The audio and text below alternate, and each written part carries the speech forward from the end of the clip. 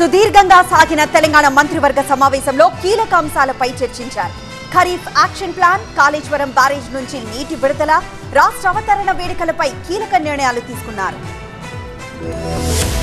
కేంద్ర ఎన్నికల సంఘం అనుమతితో సచివాలయంలో ముఖ్యమంత్రి రేవంత్ రెడ్డి అధ్యక్షతన దాదాపు 4 గంటల పాటు మంత్రివర్గ సమావేశం సాగింది. ధాన్యం కొనుగోళ్లు, ఖరీఫ్ సాగు ప్రణాళిక, కాళేశ్వరం బ్యారేజ్ మరమ్మతులు, విద్యా సంవత్సరం ప్రారంభానికి ముందే బడులు తదితర అంశాలపై కేబినెట్ చర్చించింది. అకాల వర్షాలు ఎప్పుడూ లేని విధంగా పడుతున్నాయని, తడిసిన ధాన్యాన్ని మద్దతు ధరకే కొనాలని నిర్ణయించారు. రైతులకు నష్టం జరగకుండా ఎంఎస్పీకి ₹1 కూడా తగ్గకుండా చివరి గింజ వరకు ధాన్యం కొనుగోలు చేసే బాధ్యత కలెక్టర్లకు అప్పగించారు. సన్నవడ్లు పండించిన రైతులకు క్వింటాకు 500 బోనస్ ఇవ్వాలని మంత్రివర్గం నిర్ణయించారు. నకిలీ విత్తనాలు అరికట్టేందుకు కఠినంగా వ్యవహరించాలని అధికారులకు ఆదేశాలిచ్చారు. కాళేశ్వరం ప్రాజెక్టుపై ఎన్ఎస్టీఏ ఇచ్చిన మధ్యంతర నివేదికపైన మంత్రివర్గంలో చర్చించారు. తాత్కాలికంగా మరమ్మతులు చేసైనా సరే రైతులకు నీరివ్వాలని మంత్రివర్గంలో నిర్ణయించినట్టు మంత్రి పొంగులేటి తెలిపారు.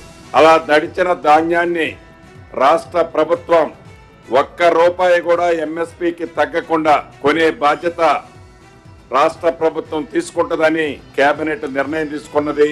రైతన్నలు, రాష్ట్రంలో ఉన్న రైతన్నలు ఎవరూ కూడా ఆందోళన చెందొద్దు.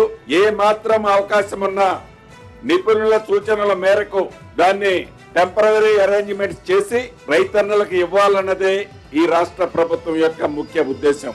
ప్రైవేట్ స్కూళ్లకు ధీటుగా గవర్నమెంట్ బడులు తీర్చిదిద్దాలని మంత్రివర్గంలో నిర్ణయం తీసుకున్నారు. గత దశాబ్ద కాలంలో విద్యా వ్యవస్థను బీఆర్ఎస్ విస్మరించిందని, తమ మార్కేంటో చూపిస్తామని మంత్రి శ్రీధర్ బాబు స్పష్టం చేశారు. విద్యా వ్యవస్థకు పెద్దపీట వేస్తూ నాణ్యమైన విద్యను అందిస్తామన్నారు. బడుల్లో మౌలిక సదుపాయాల విషయాల్లోనూ తగ్గేదే లేదన్నారు మంత్రి శ్రీధర్ బాబు. 10 సంవత్సరాల కాలం లేని మార్పు చూపెట్టాలనే ఒక ఆలోచనతో ప్రైవేట్ పాఠశాలల కంటే ధీటుగా ప్రభుత్వ పాఠశాలలు ఉండాలనే ఒక ఆలోచనతో గొప్ప కార్యక్రమాన్ని మొదలుపెట్టి ఆ నిర్వహణ కూడా మహిళల గ్రూపులకు సంబంధించిన వారితోనే ఈ పనులన్నీ చేపట్టాలని ఆలోచన చేసి కార్యాచరణ మొదలు కావటం జరిగింది. రాష్ట్రం ఏర్పడి 10 ఏళ్లు పూర్తవుతున్న సందర్భంగా అవతరణ వేడుకలు గ్రాండ్ గా జరపాలని మంత్రివర్గంలో తీర్మానించారు. కాంగ్రెస్ ప్రభుత్వ హయాంలో తొలిసారిగా నిర్వహిస్తున్న ఈ వేడుకలకు తెలంగాణ ఇచ్చిన సోనియా గాంధీని ఆహ్వానించాలని నిర్ణయించారు.